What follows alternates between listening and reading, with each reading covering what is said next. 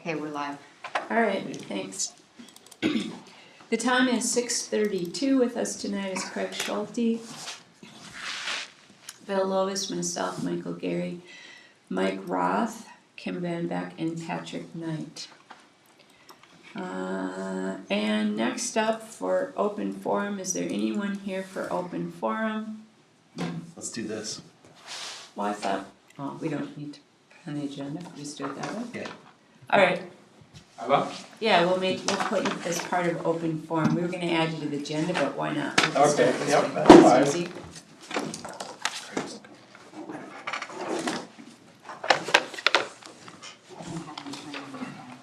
Oh, Thank you you, wanna sir. hit your mic to green too? Yep. Yes. Okay, well, I'm Mark Morgan, representing Starry Skies North here on the annual-ish update to the city and among other things. Thanks for having me. So this past year we've been fairly busy.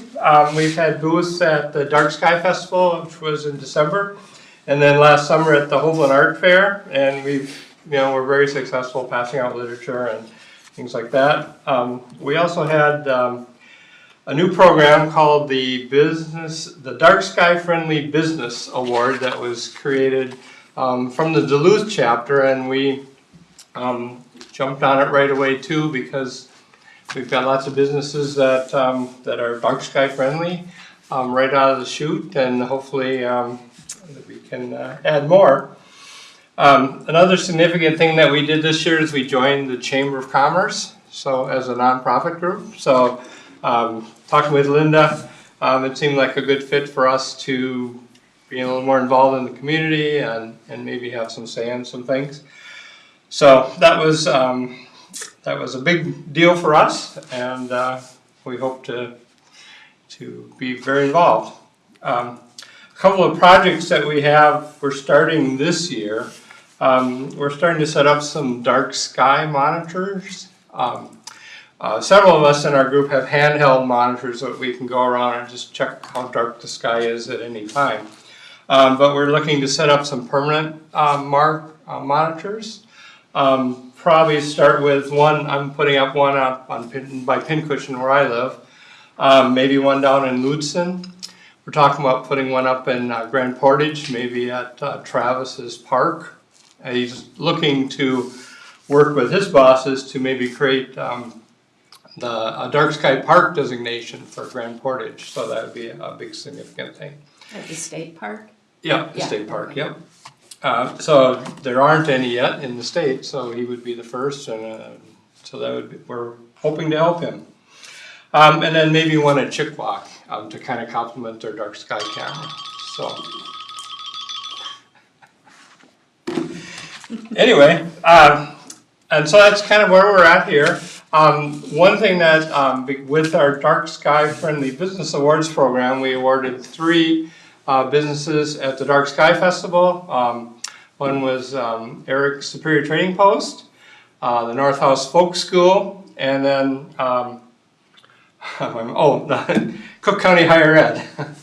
So, and in addition to that, I have awards for the city because of the nice building here. We decided to award 2 awards, one to the liquor store for being a dark sky friendly business, and then the other to the city for putting up this dark sky friendly building. So I have these certificates here. I'd like to present them to the mayor as a... Wow. See? So. Something good. We did something right.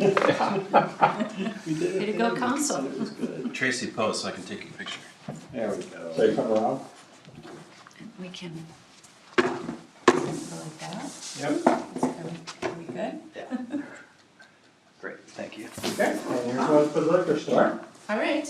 And then also, with that, we have window stickers that have a dark sky friendly, you can put in the that's door, right. or so hopefully You want to? people will see that and it will spur conversation, and Because that's, all the businesses that qualify can do this. yes, that's Yeah. right. Yep. And then in addition, if you so like, You can put our logo on web pages if you'd like, and we would probably, once we get a new webmaster, I was informed last night that our dark sky groups lost their webmaster, but we'll be setting up a page for that to kind of promote that as well. So, any questions for me? No, it sounds like you got some good plans for this year. around Yeah. County. So the other major plan that we have is we'd like to construct, build, implement a solar system scale model. It's been done in several cities. Anchorage is one in particular. Basically, we would pick a spot in the city. There are several spots that would be maybe good. I was thinking maybe the Compass Rose by Java Moose is kind of the designated sunspot. Put up signage, this is the sun, this is how big it would be. Maybe that's not appropriate, but maybe, paint some kind of a circle the size of it would be.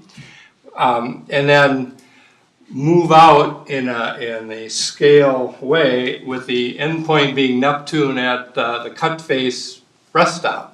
So people could walk or bike the whole bike trail.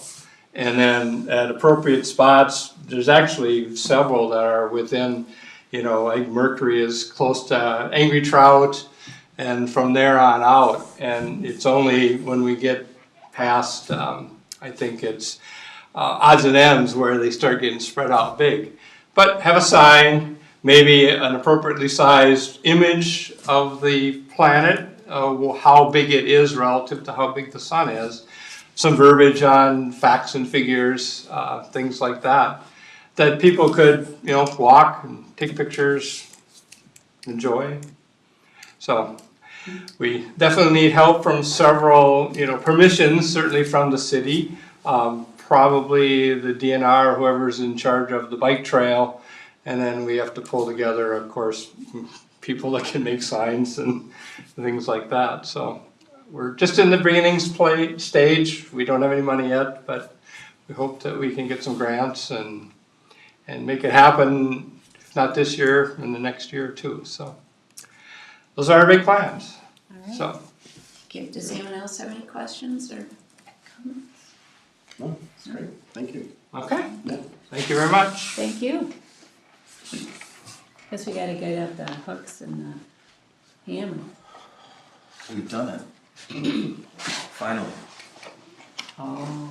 for the hole in the wall. Do you want these? They're just empty bags. Oh, okay. I was like, what is it? Do I want it? All right. Next up is the consent agenda. Any amendments? Otherwise, approving the consent agenda, and just notice the County Historical Society's request for a liquor permit for the year. Yeah, I'd make a motion to approve. Any second for that?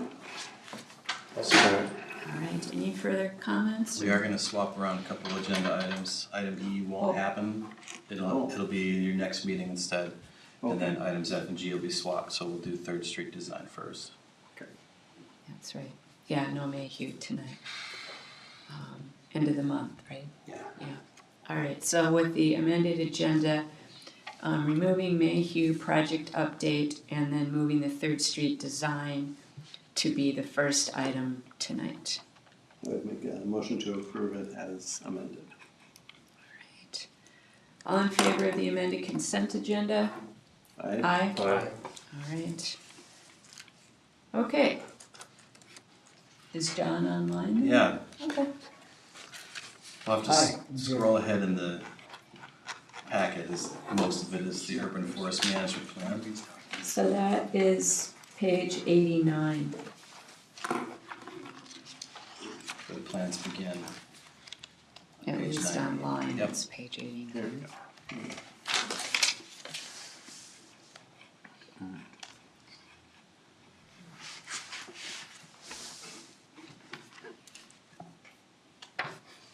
Well,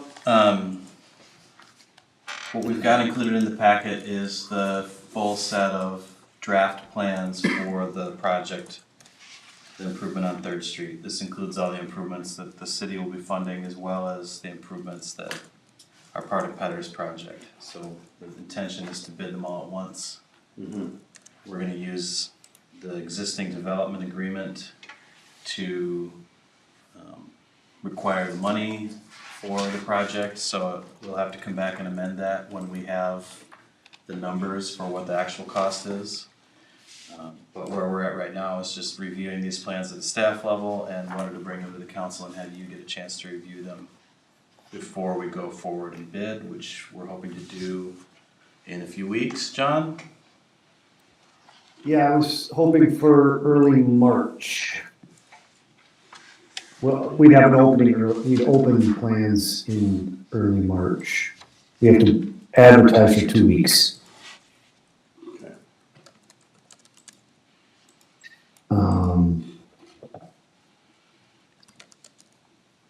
Eight.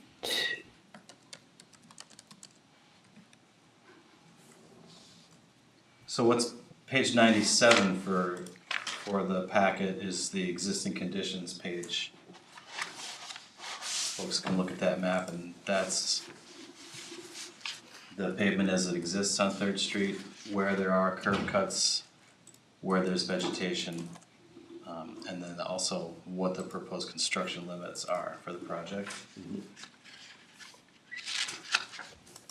And then Yeah, the first dash line is the general construction limits. so those are the pieces of property that will be affected. As you can see, all of it is in the right of way.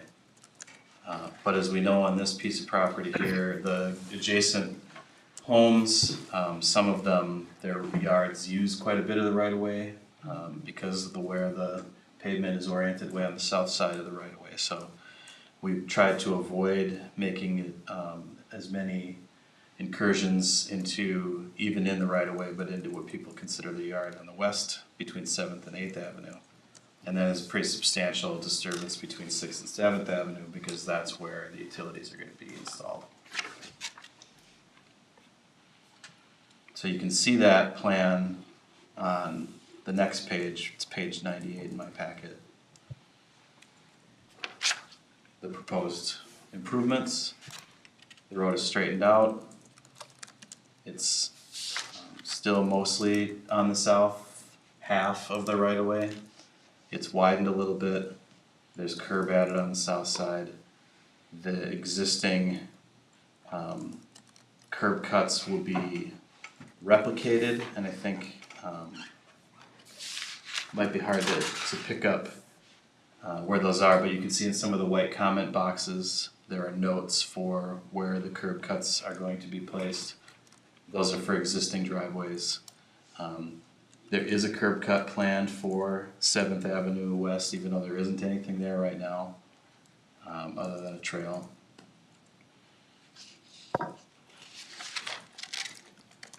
And everybody else's driveways will just be matched in.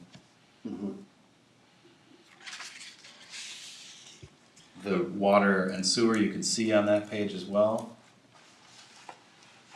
So the green line being the sewer, the blue line being the water. Can I just back up one again? Mm-hmm. For the curb cuts, is that where you would ask the property owners if they wanted it someplace different or whatever? Or do we just go with? We picked the spots that we thought made the most sense, but if they have a different location, we're happy to make that change on the fly. Okay, thank you. Yep. Okay. It would be nice to know before construction starts if someone wants it. Oh, we can make that change as they're forming up the curb. But yeah, reaching out ASAP would be the, or whatever. Yeah, so I've got, Yeah. I haven't connected with Mr. Dockin yet, but I do intend to talk with him about the plans as well, just make sure he's had a chance to see them and get any comments, including that, before we would do any construction work. Okay. Also, this now is the time for him to think about if he wants to fund additional utility installations. The mains are in, but if he wants to have service lines installed, this would be his chance to do that. And So- okay, and the corner lot would just be curb cuts, if they wanted something different. The west, The far west on the Lot south lots. side of the right of way, there's nothing on that lot, but there is a driveway kind of roughed in, so we would make sure that that driveway was accommodated with the curb cut. alright, I'm sorry, I interrupted you, or That's on all right. something else. Questions are good, this is what we're doing this for. The utilities right now, we show them extending all the way to the west side of Seventh Avenue. Is that true? We probably, well, this where we would install them is what's being shown here. Okay. Well, we don't show a cross for Seventh Avenue yet, but that's one of the notes that we've made, is that we wanna see that to accommodate water going north and south in Seventh Avenue if it's ever desired. That's why we're in that intersection, was to do that. So there will need to be a slightly different thought about where the valve might go, but that's something that John and his staff are on. We also need to decide whether we need a hydrant at the end of this line, or whether some other means of dealing with a dead end uphill water main is how we're gonna handle it. And again, that's something that John and his staff are working on. And then with the sewer line, you can see there will be a structure, and the structure may not go all the way to the west side of Seventh Avenue. Oftentimes, when we go up and down avenues, we've got water going up one side and sewer going up the other. In this case, I think we'll probably plan on them going in the same trench, because we know there's a lot of rock. So wherever we put that structure is where a sewer line would go north on Seventh Avenue someday, if that's where folks would desire it. And we'll wanna have that crossing for the water main in pretty close proximity.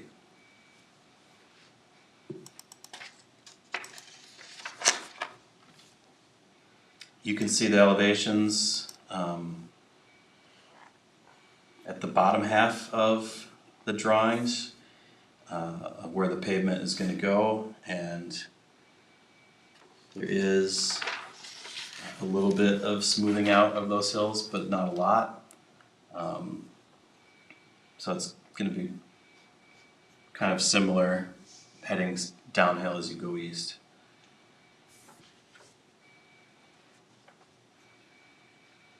We don't want to change the driveways that are there Yeah. too much, so we don't want to change the road a whole lot. And so, if you're familiar with it, it gets a little steeper at the east extent as it goes towards Sixth Avenue, and it's just gonna stay that way. Don't think that really has any effect on what we're gonna do here. So, do folks have any questions right now about what's happening on this? Your next decision point, if you want us to move forward, is when the bids come back, MSA will prepare a bid summary. They'll tell us who's the low qualified bidder and who all the bidders are, and we'll decide if that price is right and we wanna do the project. Great. That hopefully will be in March.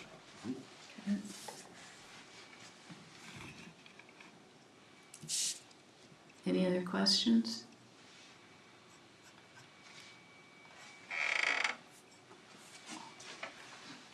Anything you wanna add, John? We're still waiting on Department of Health and MPCA for the sewer and water extension permits. Typically, those aren't an issue. But we can't bid it until we have those. Otherwise, yeah, there's nothing else that I need to add. I have an engineer's estimate. Mike and John Petters are working on the cost and splitting that apart. I made a recommendation. They're gonna arm wrestle over how it gets broken, but We're not gonna argue about it. It's just gonna be the way it is. yeah.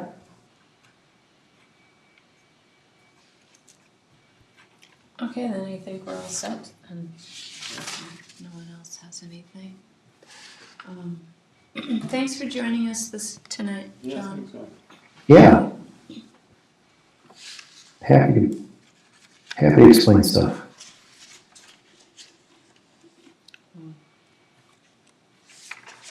Wait for the rest, and if there's any delays with those other permits, Michael just let us know where we're at, so we should be good.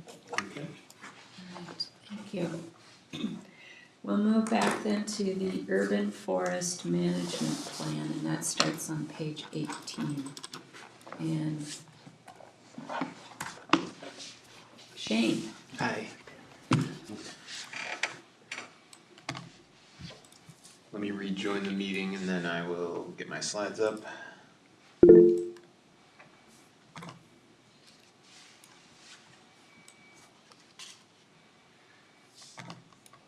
Or I will struggle to rejoin the meeting.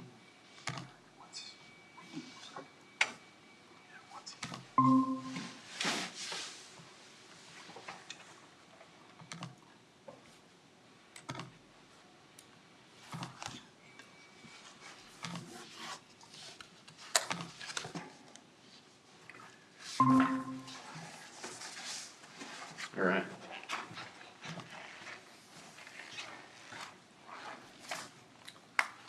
So this is a presentation you saw in late September, I believe.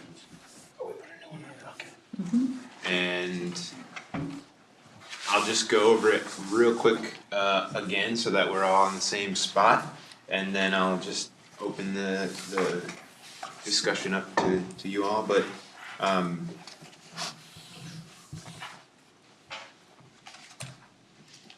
yeah, so remember we did a relief grant to write the plan and to do a tree inventory. The tree inventory found a number of things in the trees in Grand Marais, mostly that the trees are pretty healthy, they're on the younger side, but we do have some large older trees. We have a lot of spruce trees. We have a lot of spruce trees that are affected by spruce budworm. And unsurprisingly, there are lots of trees that are next to buildings. The distribution of our trees is pretty normal. That's all this graph is showing.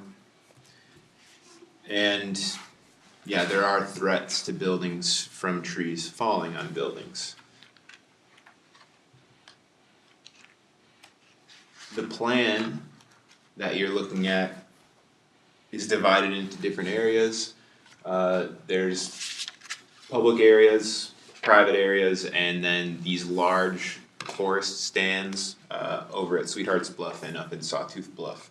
And the way that they determined all of the trees that are in those areas are different. They actually measured and looked at all the public trees and then kind of used some remote sensing for those harder to reach areas way up by Sawtooth Bluff. So everything from hands-on trees to not even seeing the trees, but using LiDAR data and such.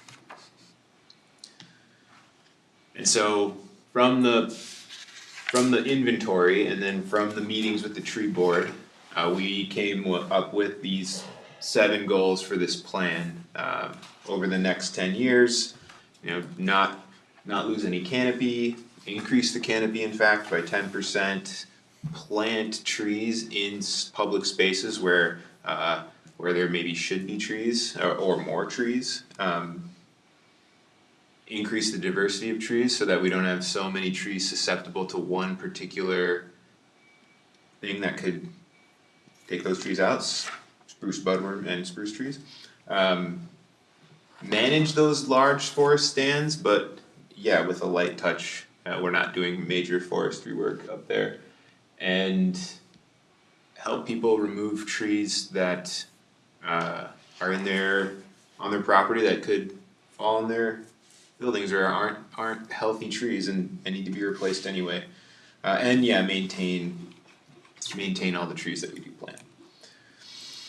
The plan focuses on finding grants to pay for some of the more expensive things, like going into someone's yard with a piece of equipment that can remove a huge tree without having it fall on their house. But there's also some city money in here.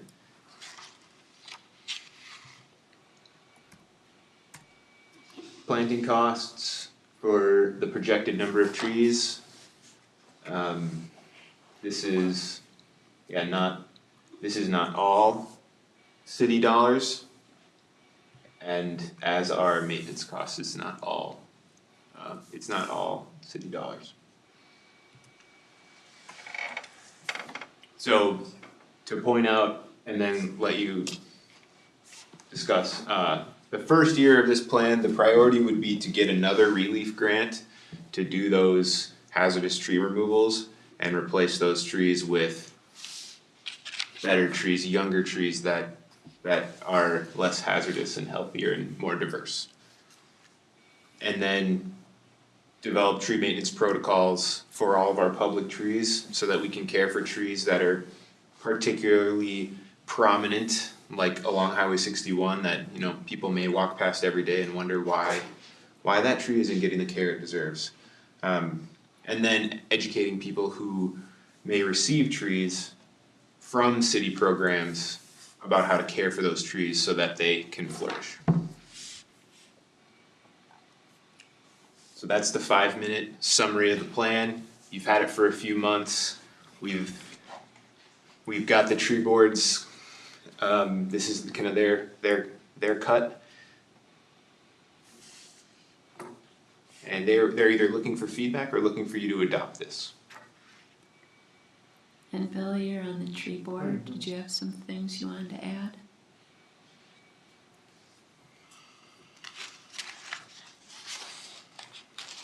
And now it is.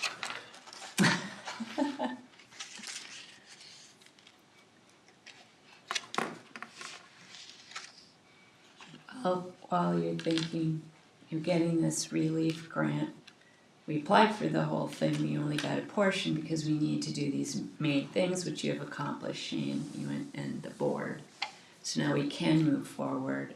I think we'll be more successful now to get that second half. For my pet thing, which is getting rid of hazardous trees and making sure people get brand new trees put in. That's such a costly thing and people avoid it.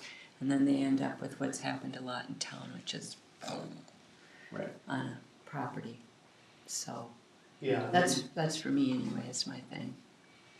it's the cost, I mean, it's a great idea. But It's not cheap. it's Yeah, not cheap. And that's where But that, I'm curious about further grants, you know, I mean,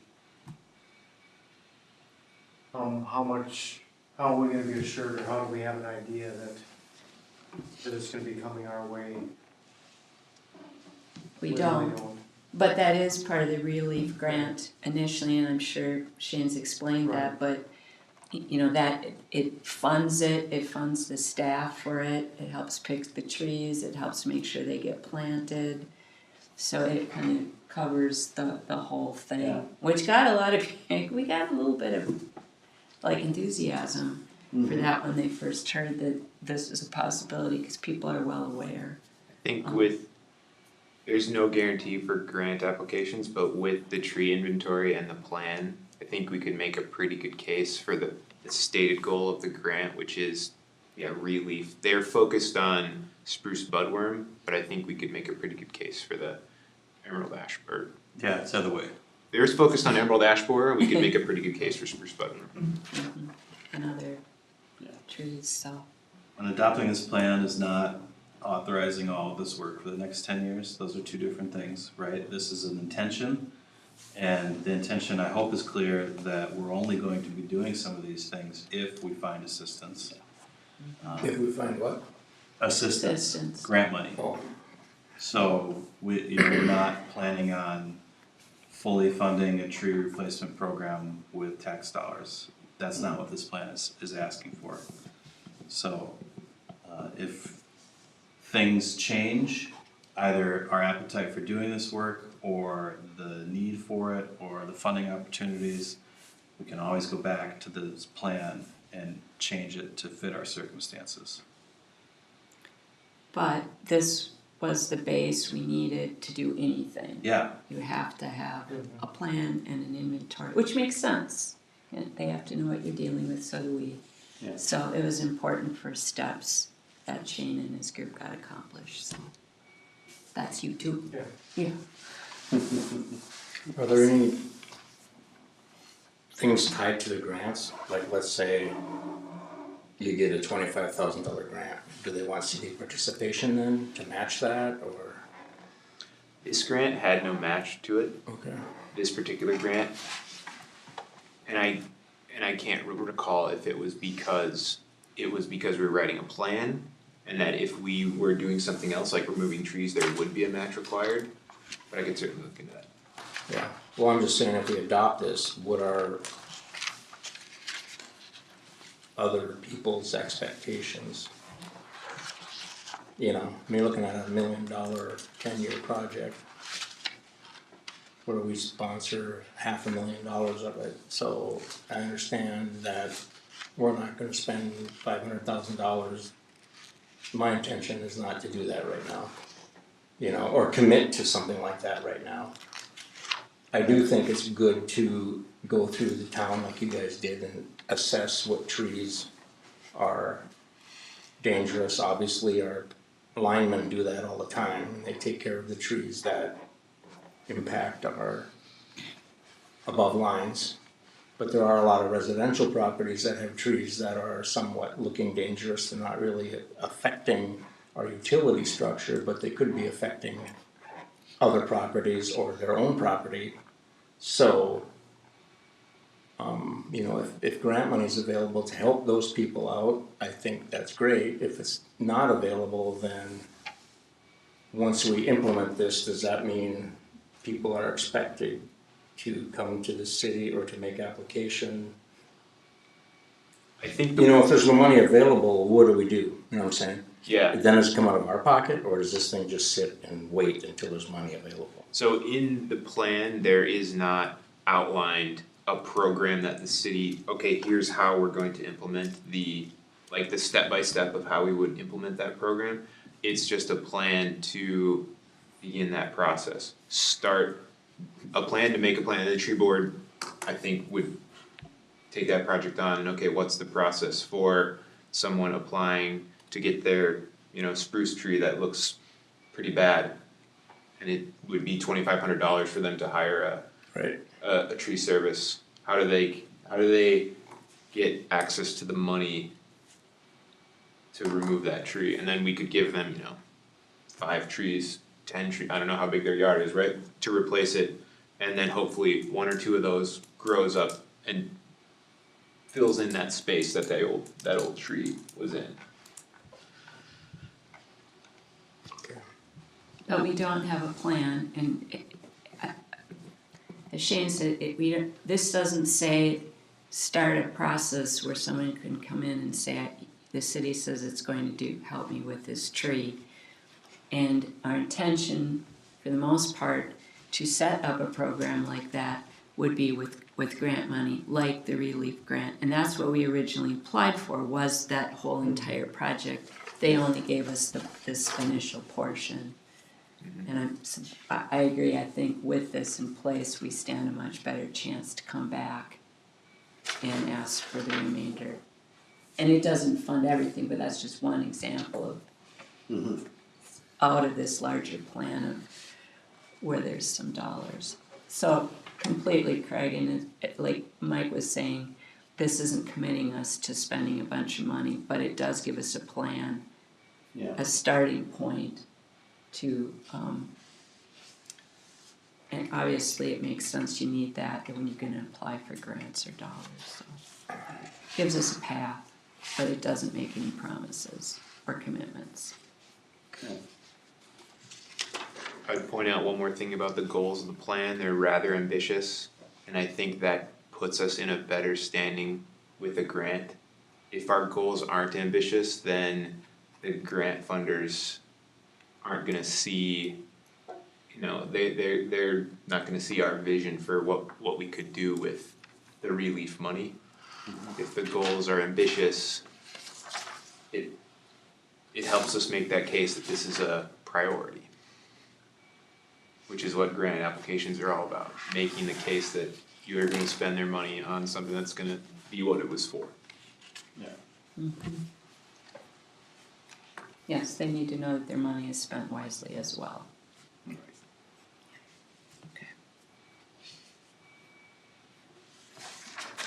Anyone else have any questions or comments? No, I'd make a motion to approve the urban forest management plan. A second for that? I'll second it with the understanding of how this has been explained to me this evening. That's, you know, Well, I that's mean, my expectation as well. this isn't a commitment to Right. budgeting or costing us money or anything. It's a start to put us in position that if monies are available to either help with planting on city property or even private, can be either or, right? Okay. There's a description that I think is what the program would look like when the tree board actually puts some details to it. That talks about the cost share, where we are expecting 20% of the trees to be fully funded by the city, 30% are gonna be split between the city and a private property owner, and 50% are gonna be funded by private property owners. And so, we were starting to put some flesh on the bone of what the program's gonna look like, and that could potentially build expectation, but I hope that people are also hearing what your clear message is, which is, this is the direction we wanna go, we need help to do it, and that funding has to show up for us to be able to do this work. Yes.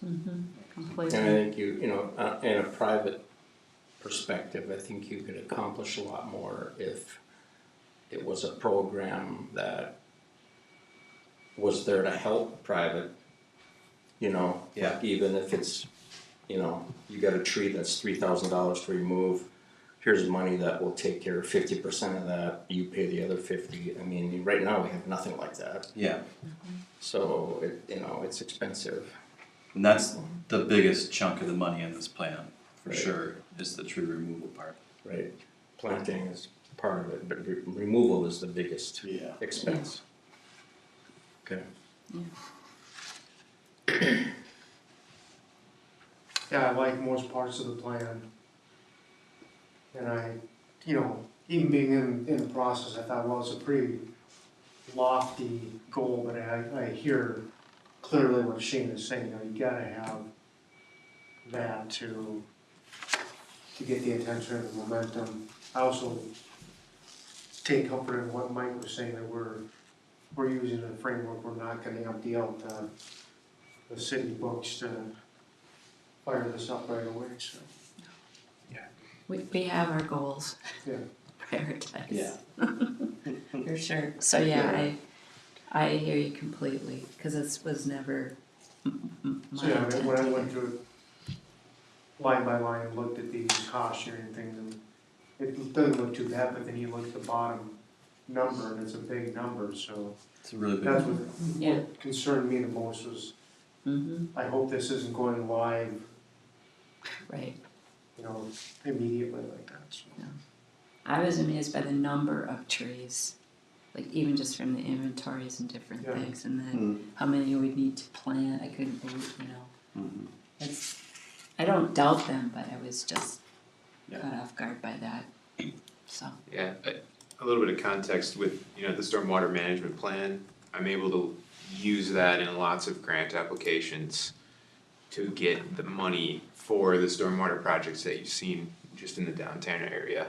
And being able to reference that plan and even say like, here are some of the things out of that plan that we've already checked off the list has been really helpful in getting those grants. And I see this plan being similar to that. Mhm. It's like, this is what we see for the city trees in 10 years. And, this grant that I'm applying for right now is just this piece of it, but it helps build the whole thing out. And, so far, these stormwater grants, it's been mostly grant money and a little bit of city money matched on top of it. And I see that working the same way with this plan. grants are a big learning curve for all of us, Mhm. about how it all That's really how- works. Yeah, and I was happy to see that the overall health of the trees is pretty decent. Mhm. But then I watched this last summer with the spruce budworm and then realizing that the majority of the trees that I look after and worry about are spruces and balsams, but also have a good share of the other trees that are called out that are natives, like the tamaracks and the red pines and stuff, but they're not nearly as numerous, so. So yeah, mostly it's filled with good stuff that I approve of. Good. Thank you. All right, and with that, got a motion and a second, right? We have a right. motion and a second, yeah. So all in favor of the urban forest management plan? Aye. Aye. I, Very good. Thank you so much, Shane. Thanks Thank for you. moving Yeah. this forward. It's pretty neat to see something come into play. Yeah. You sit and think about it and you're trying to learn about it. You just remember trying to ask people around town, like, where do I go to get help for this? And then eventually someone shows up and says, try this grant. But I had to go knocking on a lot of doors. It's always a big learning. So thank you so much Yeah. for making Yeah. it happen. Thank you, appreciate it. Thanks, Shane. All right, that moves us to our last agenda item, and that is on page 101.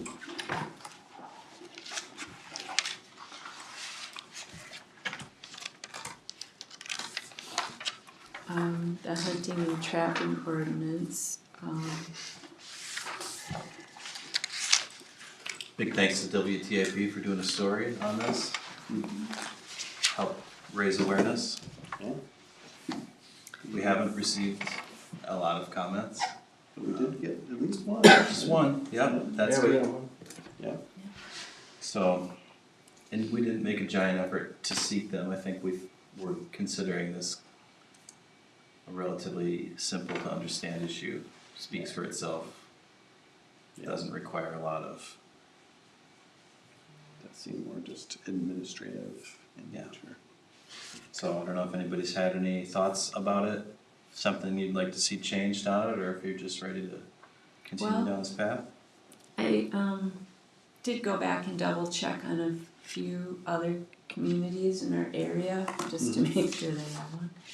And the only thing that hit me, and this wasn't until later this afternoon, but on number 2, when we sit in just, well, actually kind of right from the get-go, we are the only ones that I've seen where they're listing a specific animal. The rest just say things like a wild animal rather than list the actual, oh shoot, I printed the wrong. Oh, no, I didn't, okay. Game or wild animals is all they say, they simplify it, which I thought made more sense than trying to list all the possible animals, and wondered if that didn't make more sense. And then the other part that I thought within that felt like a potential loophole was, yeah, you can trap if they're causing damage. Well, we're never going to know that was the reason they trapped this bobcat.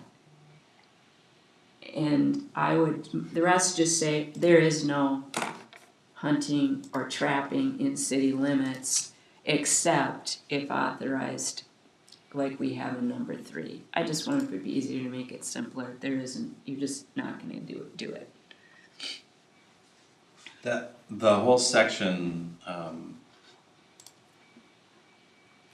is quoting that Minnesota statute 97B.655. That's where all that language is coming from on number 2. Mm-hmm. So, yeah, it's certainly not our language where we thought these are the animals we're concerned about in town. It was just a consideration of this is what state statute already talks about, and we should probably address it. So, I don't know, what, Gavin, is that, if we simplified that, would it really make a big difference to what we're trying to accomplish? I don't think it would make a big difference if you were to limit that. I think, like you said, Mike, this was included just because that is the language from the statute. So I guess it would be more so just notifying people that this is part of the statute. But like you said, when we were drafting this, there were other cities that we were looking at that didn't have this language in it. We just wanted to include it just to cover all of our bases. Because I actually think it ends up causing an opening, because the rest don't say you can trap for any reason. And here we're saying if there's damage. Well, no, by the time we find out about this, it's cause someone was trapping, but we're not gonna be sitting there policing, I mean, the rest just say you don't get to do it. Does it make a provision for like a nuisance animal? Yeah, you have to That's, get the some. statute does, and, The and statute. also what's part of number 2 is it's on land owned or occupied by the person where the animal is causing damage. Okay. And so that's not been, I don't think, where we've been seeing problems with traps on private property. No, It's, but we've had to do stuff on city property. well, and of course, we've got number 3 that says that if they're duly authorized representatives of the city, then, or other government entity, then they can do trapping, cause of course we have. Yeah. Okay.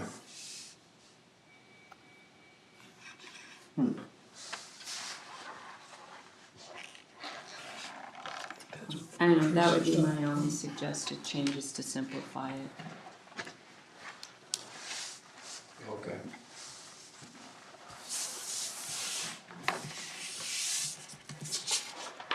Well, if we just took that list and said animals, but left the rest of the language as it was, it Well- would still have that exception that you're concerned about? No, it's both of it, it's also the exception, no one else has an exception, they just can't do it. To keep it real simple. And number 3 is,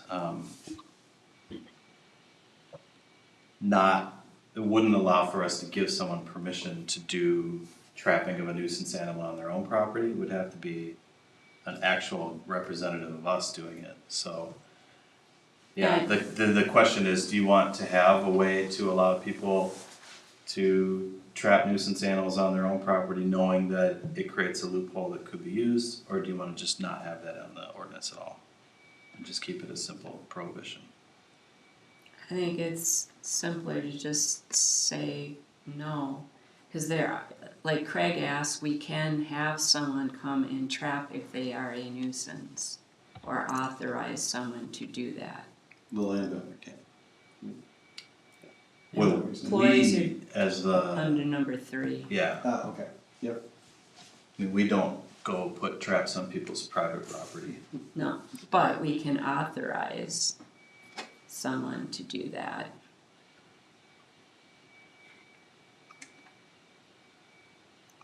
I mean, cause well, I don't Can we know, let the homeowner authorize, like DNR for example, if they have a nuisance bear, they gotta trap and catch and move or whatever, or a beaver that's chewing up all their trees in their front yard that lives within the city limits of Lake Superior, you know?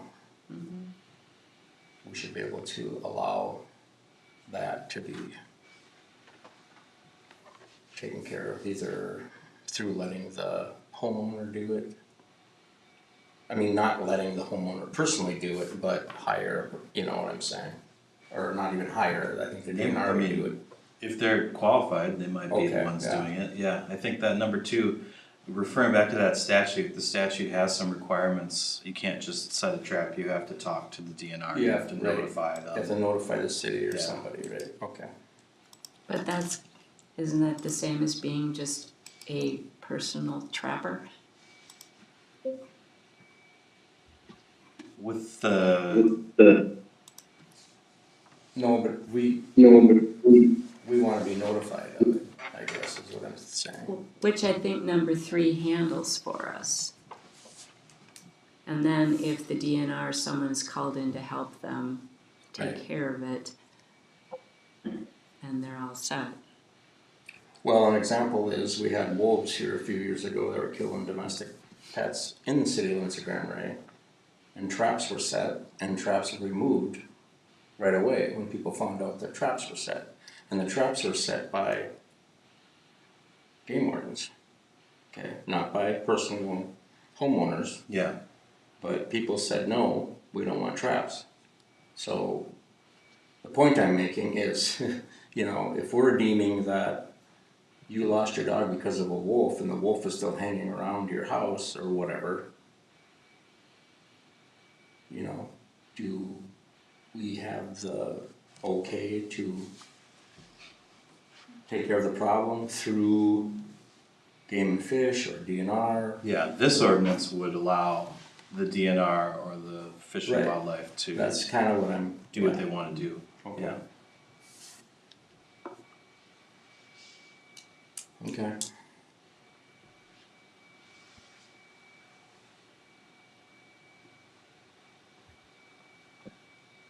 I'm okay with it, I don't.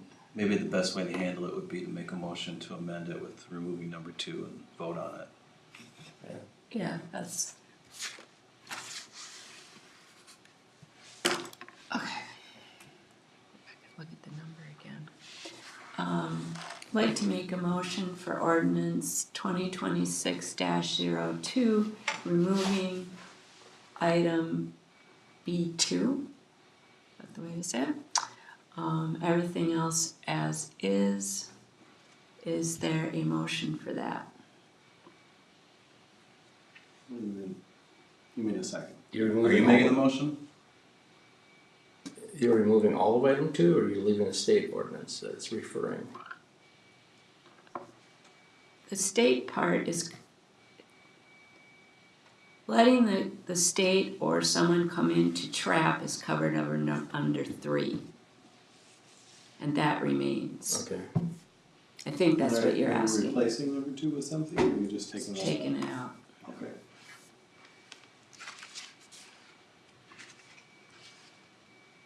So, is there a second for that?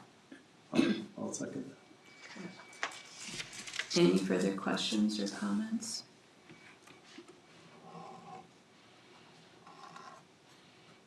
So yes, we'd want to make sure that the right people can come in to take care of things like you just described. Yeah. Yeah. On there. Okay. Comments?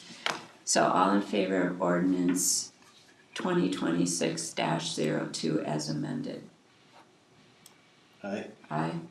Right. Fine. Okay. Very good. Okay. Thank you. Let the trapping begin. Something went through my backyard the other night. I saw tracks, and it's an otter track. It was the craziest thing. It was an otter running around 4 blocks up from Lake Superior. Maybe it's running away from the bobcat. I don't know. But you know how they run, and then they slide in the snow, then they go, and then they slide in the snow. It was all across my backyard. And I He thought, was "Oh, going over to Birch Trail to slide down. I don't know. It's crazy. Wow. That's fine. All right, moving on then, administrator report.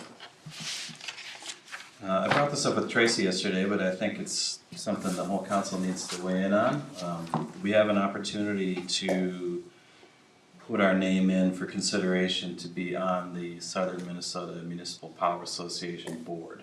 So there's 17 member cities, 5 sit on a board. The 2 or the 3 largest cities are permanent, but then there's some other members that have a chance. Lake City was one of them, and they resigned their board position, so now there's an opening. Here's the trick. Well, first of all, no guarantees that if we did say we wanted to do that, we would be selected, but if we were, their meetings are today, the 2nd Wednesday of the month. So, that's a conflict that makes it most of the time really quite difficult for us to attend in person. They do have a remote attendance, which we've been doing, Shane and I both, which I appreciate a lot, but if we were on the board, I think we'd have to be there in person. So that would mean, would we be willing to move our meeting schedule around to accommodate that? So rather than meeting the 2nd and last Wednesday, we could meet the 1st and 3rd Wednesday with the city council. If we were gonna do that, we'd probably also have to move the planning commission from the 1st Wednesday to the last Wednesday. And so that it would just take our whole schedule and move it up a week. And instead of meeting the 2nd and last, we'd meet the 1st and 3rd. Still twice a month, still the same space in between meetings, just a different day of different week of the month. I don't know. Is anybody's schedule that a problem for? Because if it is, we won't even consider it. You and your work? I wouldn't say so. They meet twice a month? They meet just once a month on the second Wednesday. Second Wednesday. I mean, at this point, the Wednesdays are pretty much for city Yeah. stuff, so Okay. for me, it's like, yeah, okay. Well, we'll keep talking about it. If we were gonna make that change, it's codified right now what our meeting schedule is, so it'll take an ordinance to permanently change the meeting schedule. It might be that there is a meeting or two that is a special meeting during transition. And the only difference between a special meeting and a regularly scheduled meeting is what is on the agenda cannot be changed after the agenda's been posted. So we'll try to avoid that as much as possible.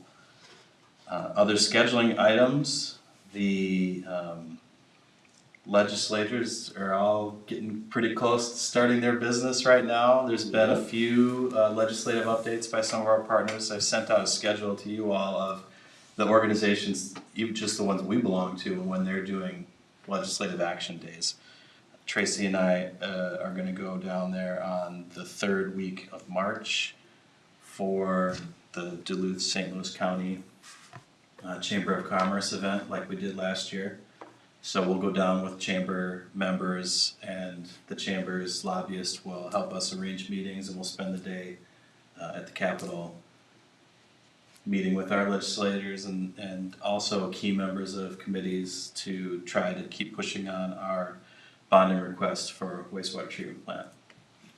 If anybody else wants to be a participant in either that or a different date that we set, still time to let me know. I'm happy to help make arrangements. Great. And that was that email that you sent out after that. Yeah, it's a few weeks ago now. Yeah. And just a quick reminder again, I'll be out of the office the last week of February. I'm gonna be on vacation. So, probably reachable, but not guaranteed, so.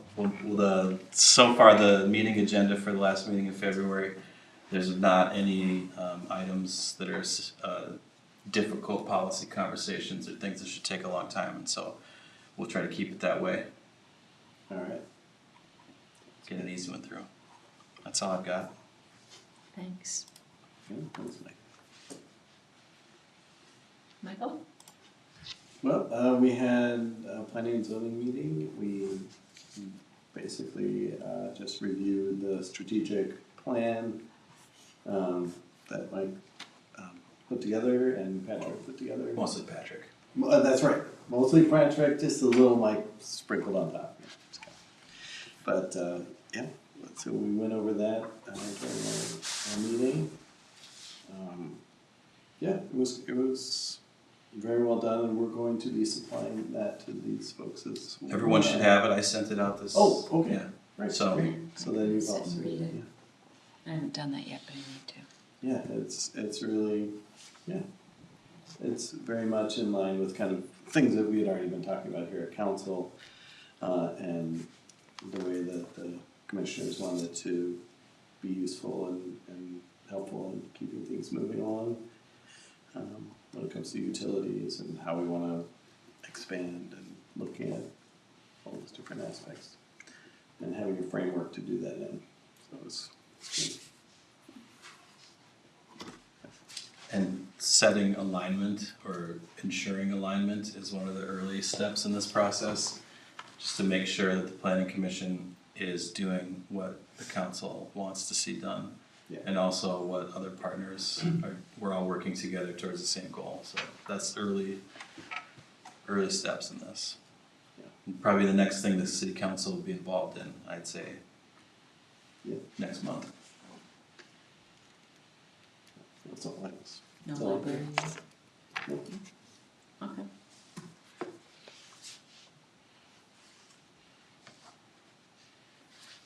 Well, we had the active living thing, which I have good intentions of, and we had someone who was unable to make it to work and a mechanical failure at 8:45, so I didn't.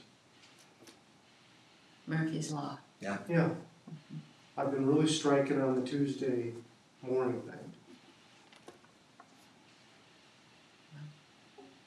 And the staff's gonna monitor it too, so. But yeah, I didn't, I think it's gonna work. We're fully staffed and then we worked, and then breakdown. Let you know. All right. Anything else? No, that's all I had. Okay. And I didn't have. You were trying. Oh, Craig? I had a park board meeting, which I was unable to attend, but I do have all info that went on at the meeting, so I will share that with you. Basically, well, Steve Aldrich remains the board chair and Bob Nishheim remains the vice chair. And we also approved the Art Colony's application for their art fair, which will be July 11th and 12th for Harbor Park. And then we had Paul gave a update on the golf course for 2025 and some things he's focusing on for 2026. 2025 ended up being a pretty good revenue year for the golf course. Even though the spring started kind of slow, but we were able to cut about $37,000 off of losses that we saw in 2024, which is pretty nice. The revenues were up quite a bit for 2025. So moving on for 2026, some things that he's focusing on is trying to build on the revenue gains for 2025. He wants to develop a capital replacement plan for some of the equipment, which basically, we kind of replace things as they wear out and as we need them. We kind of want to get some type of a plan in place to look at certain things that we know that are going to come before us in year 2, 3, 4, 5, 6 down the road, which will make it easier to kind of budget for things like that. He wants to a goal obviously is to increase membership and maintain the membership, which was increased last year, so we want to build on that. And also build on the fact that we have a pretty nice golf course to golf on and keep the quality up, which makes all of that stuff work in a positive way. So there's a lot of stuff in here to talk about, but that's basically, he went through all those things to, try to make operations run a little more efficient, retain help, like we all try to do same with the rec park. Help is a big thing. You gotta have trained help, which makes everybody's job a little easier. So anyway, that's in a nutshell. That's kind of what we talked about on there. Well, it's every time to think about spring and summer. Yeah. It's coming, but slowly but surely. Yeah, as a matter of fact, summer's almost over in our future planning at the park because they're on a 6-month lead for reservations, so they've already been through the fisherman's picnic time period. Right. The pre-booking, Yeah. running behind a little bit, but we know that always catches up with reservations. Anything else? Nope. Okay. That's it. Mike and I attended a meeting with Mitch Travis and Neva Maxwell for the Sawtooth Bluffs project.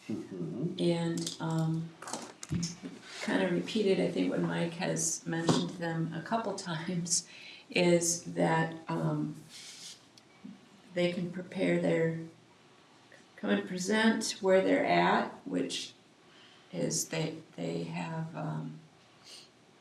they've got their RFP out, don't they?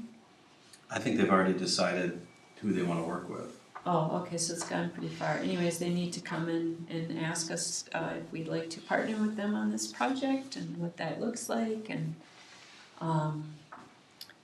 at some point that means a joint agreement, of course, but, it's very initial stage of planning. So that was like pretty much the summary of that. There was more commentary, but I think that was the point, was just at this, explaining to Mitch that at this point you just need to present and ask us if you'd like us to. Not present is not how I'd characterize it. Oh. They need to come with a specific request of you. Yeah, Okay, yeah, Yeah. cause we did get, Because you haven't given them Yeah. any, guarantees of anything. And so that if they need something from us, they should come ask and give the city council a chance to decide. Have they talked about, is this dealing with any of the city-owned property? Yeah, Okay, cause we've had Parks and Trails meetings now and I haven't had any conversation about city property. yeah, I'm not sure where they're at on. So I'm not sure, I mean, that would come into play, of course, when they hire somebody to do their, The overall plan or. Yeah, the master plan, The master there's plan. already a master plan in place. It's not adequate for being designated regionally significant. Right. So that's what the next project for them would be, is to create a plan that is. Right, but that's gonna include the city property. It currently includes the city property. I would imagine that it only makes sense to do it if it includes the city property, but it did seem like there was a little confusion on their part as to whether we welcomed that. And so again, it's where, if they need clarity, there's an easy way to get it. Come to a city council meeting and say, we wanna do this, here's what we need from you, will you be a part of it? Okay. so, and did it seem like they were at that point, like they knew what they wanted? They didn't make an ask of us, so I don't know. They're pursuing, I believe, a group or whoever put together a master plan, they have money for that. So that's what I know that they're doing. Okay. so the ask is, do we wanna be at the table on this? Right. Cause it's not like they have a plan yet for asking us to do something specific, but are we gonna be part of the process of this planning? Gotcha. Yeah, and is the steering committee their existing Parks and Trails group, or is it a different joint group like we had talked about? There's some of that floating around that needs to be, brought to a Seems real like Parks and specific. Trails is pretty natural as a place. It's an option on the table. I think if they came and said, that's what we wanna do, and you like that idea, we can move forward like that.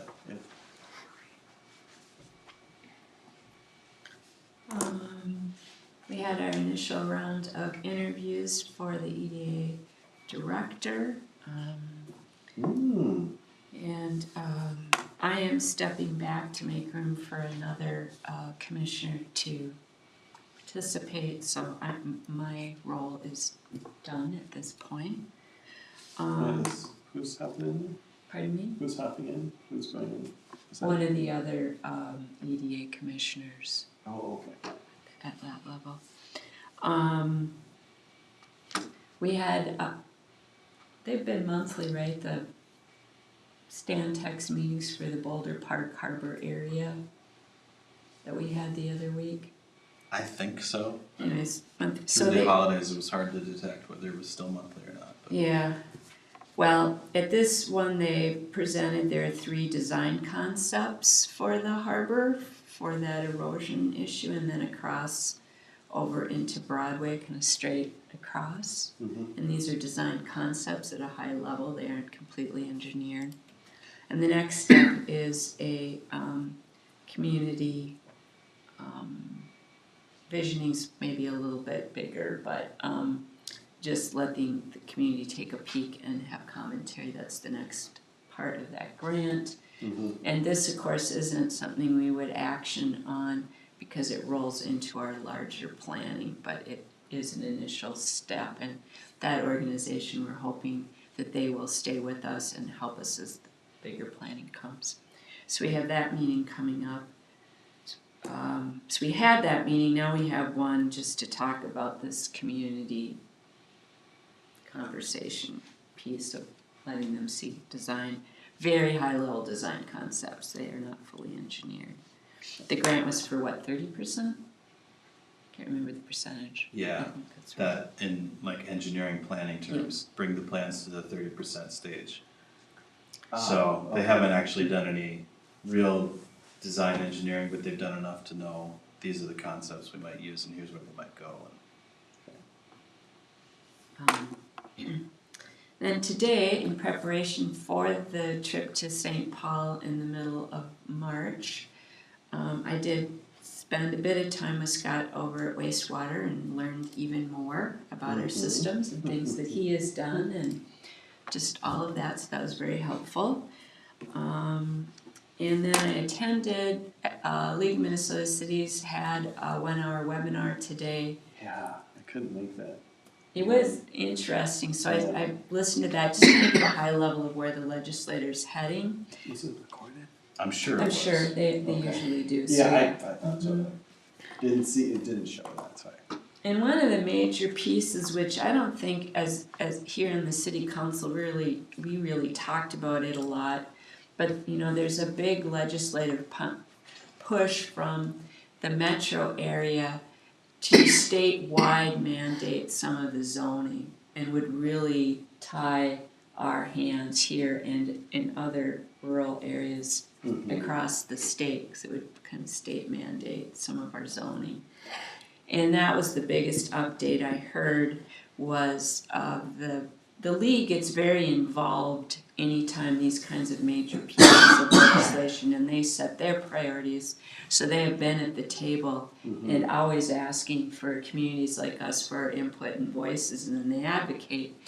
And they said they see this as the closest, the changes that are up now from these various groups that have been proposing this, is a real condensing down and asking for a lot less and recognizing more so people need to do what's best in their communities, and that what would fit for a large urban area doesn't necessarily make sense. And so that was encouraging, and they of course thanked all the cities who spoke up and provided input, because that's how they get a voice, then they know what to say. So that was reassuring, because I think that would not go well for a community like ours to have that kind of mandate. So that will be, though, still a big piece, along with EMT and I don't think we fall underneath that, but the ambulance, where you're responsible for a certain section, no matter, even if it's who the primary response. Kim probably knows better than I. I've listened to the Metro people talk about it. It's not a thing we have. But they have to go to a call, even if it's not in there. Not going there. But that's another big thing they're talking about.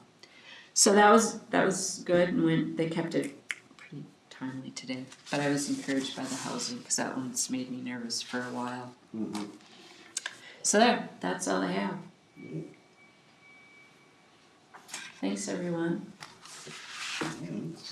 And so if this goes with the SIMPA, you'll have to tell us what the advantages of this will be to be sitting there. To be on the board. Yes. Yeah.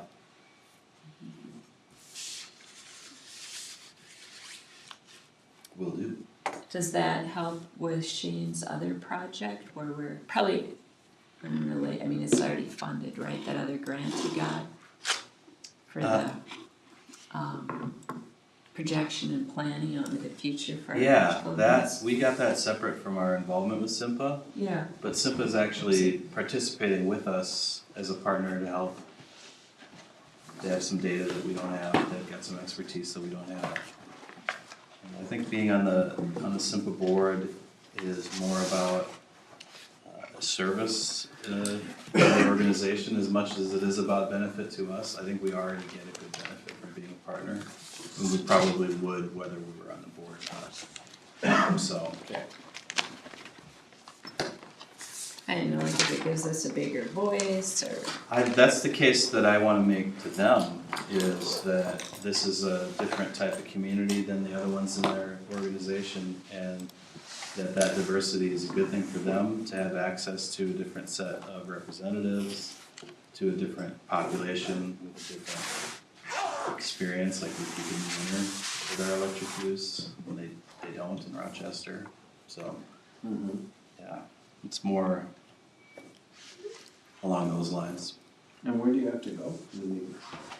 To the member cities, Oh, okay, yeah.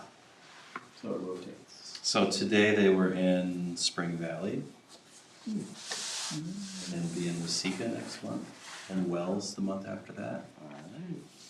all right.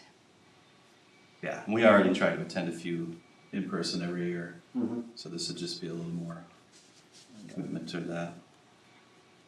And I think there's an expectation as a board member that we would be more visible to on the statewide stage, that we would be part of the process of talking to legislatures and talking to PUC or other people about issues that are important to the organization, which are definitely important to us. So it'd be nice to be able to put our own spin on that as well, our own story. See, there's perks to this. Yeah, there's over purpose, here. but it comes at a cost, so Yeah, it's yeah. good to consider. Shifts are Wednesdays. It's a time commitment too. Yeah. Right on.